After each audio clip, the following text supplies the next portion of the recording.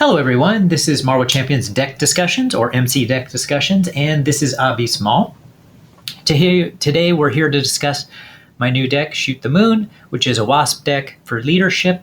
I'm not going to spend as much time on this deck as most because we have already done a top 10 list of my favorite cards for Wasp decks, and most of those are included in this deck. So I'd like to mostly give an overview and also then refer you to the deck. I'll make sure to link it in the description so that you can see any of the other details you would wish to know. As usual, this is from the solo perspective, though I do feel that this would also make a good multiplayer deck. For those who haven't seen my videos before, I'd be glad to build a deck by request for anybody who wants it. Also, I'm happy to feature or mention other people's decks. So if you have a deck you'd like to share, go ahead and put that in the comments as well. So first of all, this has been tested against villains as usual in Standard and Expert, in this case against the Mutant Genesis villains. So you can read about which villains those are, as well as the results. But I'll mention that real quickly, right? All wins except for one, and that was against Expert Mansion Attack, and then immediately followed by a victory. So this is, generally speaking, a very strong deck. In fact, it is one of my favorite decks. There are some special notes on villains. If you're curious about those, in particular for Project Wide Awake and Magneto, you're welcome to read those notes if you'd like.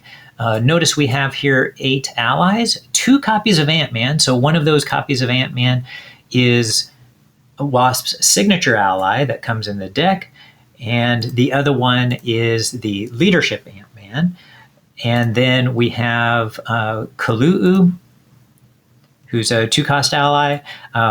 Response after Kalu'u enters play, search the top 5 cards of your deck for an event, add that event to your hand, shuffle your deck. Maria Hill, Moon Girl, Nick Fury, Professor X, and X-23. So I want to focus in on the most important part of this deck, and really that's Moon Girl and Nick Fury. So Moon Girl has a response. After you play Moon Girl from your hand, draw 1 card for each mental resource card used to pay for her. And notice you do have to play only if your identity has the champion or genius trait, and Wasp has the genius trait. So if you look at her alter ego form, she has the genius trait. That does mean that we can only play Moon Girl from that side, so the alter ego side.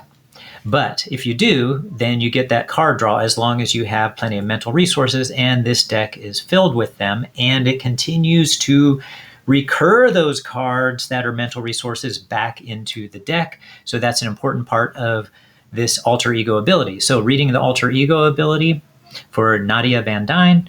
So if you scroll down here, you can see it says Girl, action, shuffle up to 2 cards with a printed mental resource from your discard pile into your deck. Limit once per round.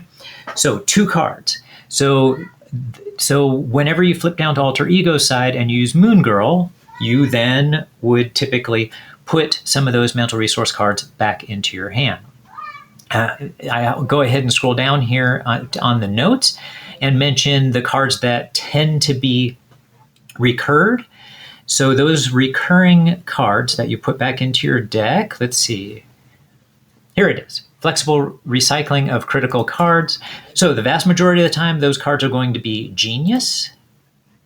So the Genius card is the double resource card.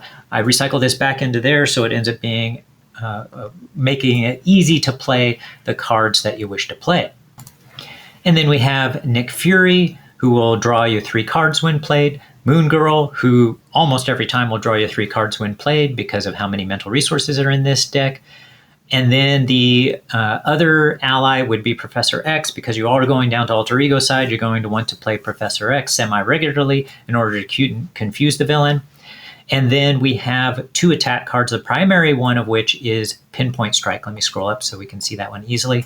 So Pinpoint Strike is a 3-cost card, but because you're drawing so many cards, you can end up playing this card easily. Plus, you'll have some resource generators. I'll point those out in a little bit. So deal 7 damage to an enemy. However, if you are in Tiny Hero form, this attack deals 1 additional damage to that enemy and gains overkill.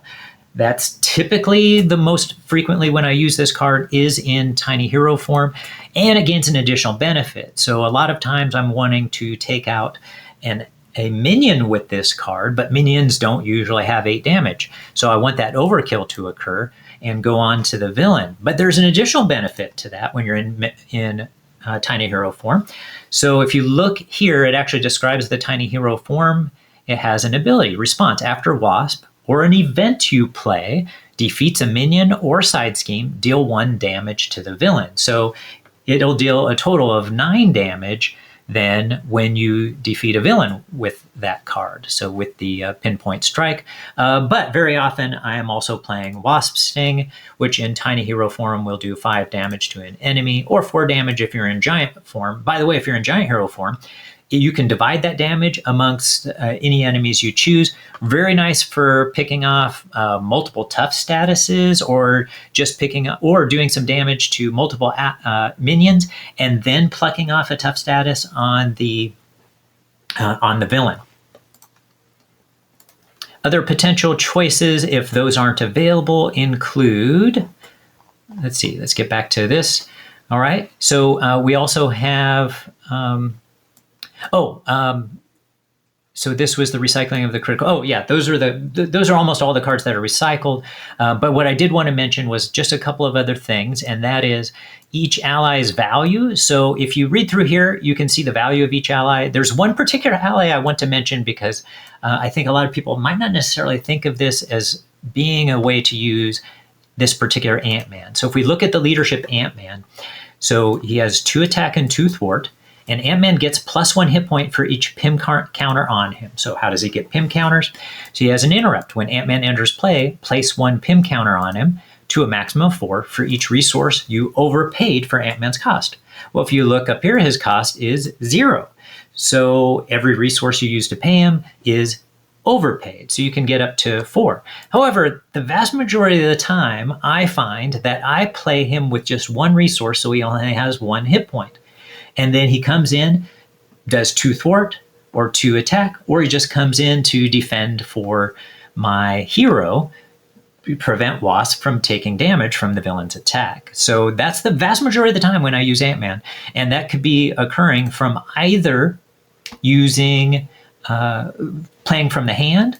It could come from Make the Call. I wouldn't usually use it from there, but in desperate times, that is a place where I would use it. And especially if you only have 1 resource left and you have Make the Call, that's the card to bring out. And on top of that, we also have Regroup in this deck. So this kind of moving into why this deck has so much recursion in it. So we have 2 copies of Recursion. It costs 1, and you play it out as a support. And it has an interrupt. When an ally is defeated by an enemy attack, return it to its owner's hand instead of discarding it. And it has a force interrupt. When the round ends, discard this card. I almost never have a chance. I almost never have a time, when Regroup isn't valuable to play, because I have allies going out into play all the time, partly because of using Regroup to put those allies back in hand, partly because we already have 8 allies to begin with. We also have Moon Girl to draw cards, Nick Fury to draw cards, Maria Hill to draw cards, and we have Make the Call. In addition, we have 2 suit ups as well, so when you're in alter ego form, you can also grab allies to play them. Speaking of suit up, let's look at one more important thing about that. So suit up, again, it's an alter ego action. So you search your deck and discard power for an ally and an upgrade that can be attached to that ally. You add them to your hand. So you might think that this is meant to be a Voltron deck where you are playing your ally Ant-Man and having him out there the whole time. That is not the case, though it's certainly valuable when Ant-Man gets out there in that way. So that is why we have Sidekick in the deck, just in case that ends up being convenient. And there are some villains where that is particularly valuable to do. The vast majority of the time, however, when I use Suit Up, I will be grabbing Moon Girl or Nick Fury, sometimes Professor X, and Clarity of Purpose. So that's why there are 2 copies of Clarity of Purpose in this deck. That's because one of them is meant to be eventually played out, and then the second one is meant to be constantly available to be used by Suit Up. Plus, notice it also has this, it Well, first of all, it's where is it? There it is. It has a mental resource, and you can see that down in the corner. So that means it can facilitate playing Moon Girl. On top of that, like I said before, because we are putting Genius back into the deck regularly, that gives us 2 mental resources there. But we also have Quinn Carrier in the deck that can generate another mental resource. Sometimes I never end up playing Quinn Carrier. One thing to note, Clarity of Purpose will not help with playing Moon Girl because this is a hero resource, so you can only play it on the hero side. However, there is one thing that I especially love about Clarity of Purpose, and there was somebody who made this comment on on my previous video and said why they love Clarity of Purpose. The video where I talked about the top 10 cards. I'll be sure to link that video if I didn't say that already in the description. So if you use Clarity of Purpose and you're in Tiny Hero form, there is a special card that's an upgrade, and that is Biosynthetic Wings. So Biosynthetic Wings, it gives you the aerial trait. It's 2 cost, but here's what I really care about. When you would take any amount of damage, if you are in Tiny Hero form, exhaust Biosynthetic Wings, prevent 1 of that damage. Certainly you can use that when the villain attacks you. Most often, though, I'm using that to prevent 1 damage from using Clarity of Purpose, because Clarity of Purpose, you exhaust this card and deal 1 damage to the attached character. In my case, the attached character is always the hero, Wasp, so it'll prevent that damage. Another thing that I would say is special about this deck is the use of Swarm Tactics. Special in the sense that it has actually 2 targets because we have 2 Ant-Man allies out. So it's a team-up card, Ant-Man and Wasp. You have to have an Ant-Man of some sort out. And then you can play this for 1 cost, hero action, change to your other hero form, and ready your hero. I actually don't tend to use this card very often, but in an emergency situation, because I have 2 Ant-Mans, 1 or the other of them is often out, not all the time, but 1 or the other is often out, and so it ends up being a good target for this card and allows you to do an extra action there. All right, and then the last thing I want to say about this deck, the whole purpose in recurring these characters, especially Moon Girl, Nick Fury, Maria Hill, and even using Kalu'u to go grab an event for you, is to play those attack cards. Pinpoint Strike.